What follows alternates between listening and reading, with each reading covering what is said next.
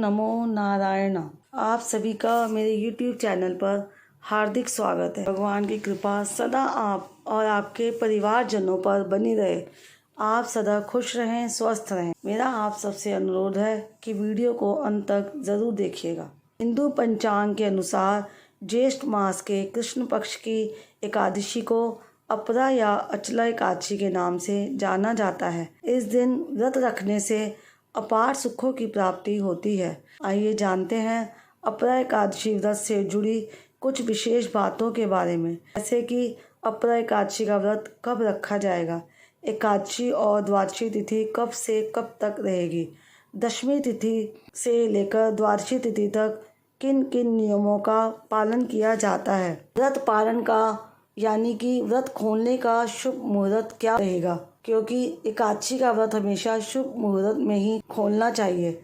साथ ही आप जानेंगे इस व्रत से जुड़े कुछ अनिवार्य नियमों के बारे में। साल 2022 में ज्येष्ठ मास के कृष्ण पक्ष की एकादशी है 26 मई गुरुवार के दिन, और इसी दिन व्रत भी रखा जाएगा।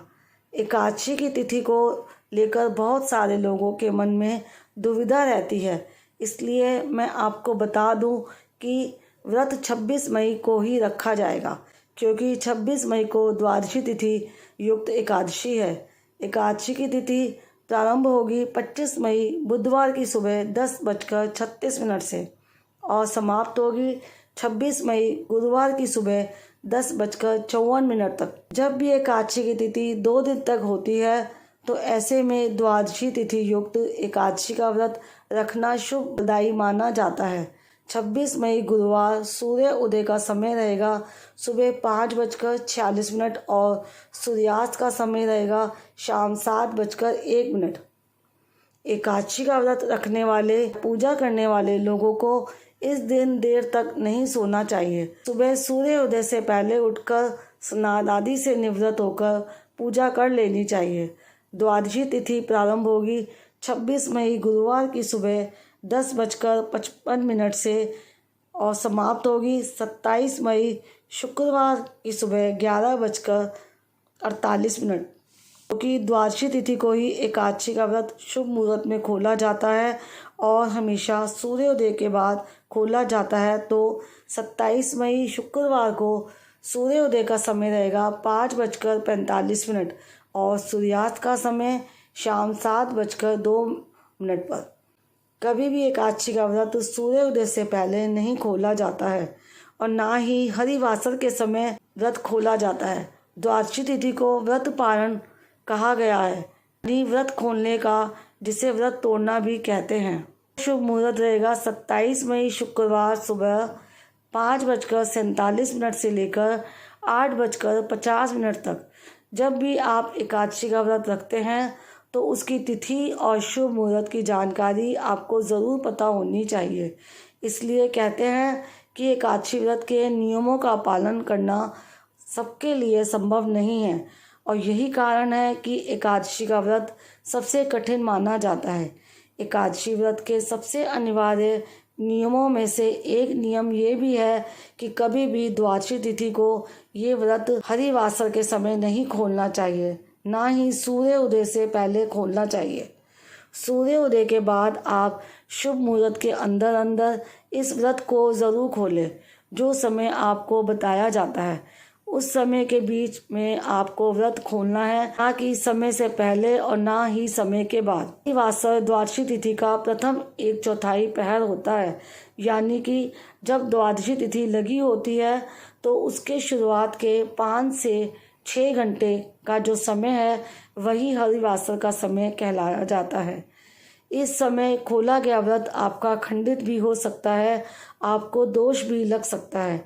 दशमी तिथि से लेकर द्वादशी तिथि तक आपको किन किन बातों का ध्यान रखना चाहिए, तो देखिए, जो लोग एकादशी व्रत के नियमों का पालन करना चाहते हैं उन्हें दशमी तिथि को शुद्ध सात्विक भोजन ग्रहण करना चाहिए। दशमी तिथि को ही तुलसी दल तोड़कर रख लेने चाहिए, क्योंकि एकादशी तिथि को तुलसी दल नहीं तोड़े जाते हैं।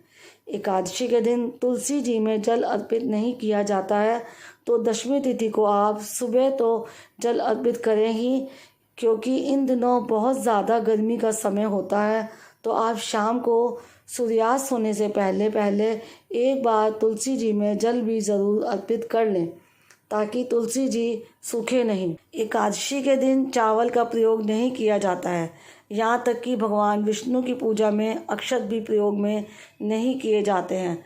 तो आप इस दिन ना तो चावल का दान करें, अगले दिन चाहे तो आप चावल का दान कर सकते हैं। एकादशी के दिन भगवान विष्णु की माँ लक्ष्मी जी की विधि विधान से पूजा की जाती है।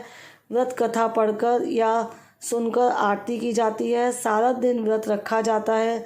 जो लोग फलाहार ग्रहण करना चाहते हैं वो एकादशी की शाम को पूजा करने के बाद फलाहार ग्रहण कर सकते हैं और अगले दिन द्वादशी तिथि को शुभ मुहूर्त के समय में आप अपना व्रत खोल सकते हैं।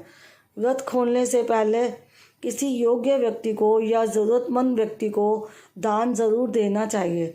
दान में आप पानी से भरे हुए बर्तनों का भी दे सकते हैं दान, मिट्टी के घड़े का दान कर सकते हैं, पानी रखने वाले बर्तनों का भी आप दान कर सकते हैं, छतरी का, जूते का, चप्पल का दान कर सकते हैं। इसके साथ ही आप पंखों का दान भी कर सकते हैं। तो दान हमेशा अपनी सामर्थ्य के अनुसार किया जाता है, ताकि जो उस दान को ले वो भी खुश रहे और आप भी प्रसन्न मन से दान दे सकें। एकादशी के अगले दिन जब आप द्वादशी तिथि को पारण के शुभ मुहूर्त में आप पारण करते हैं, तो आप अन्न का दान ज़रूर करें।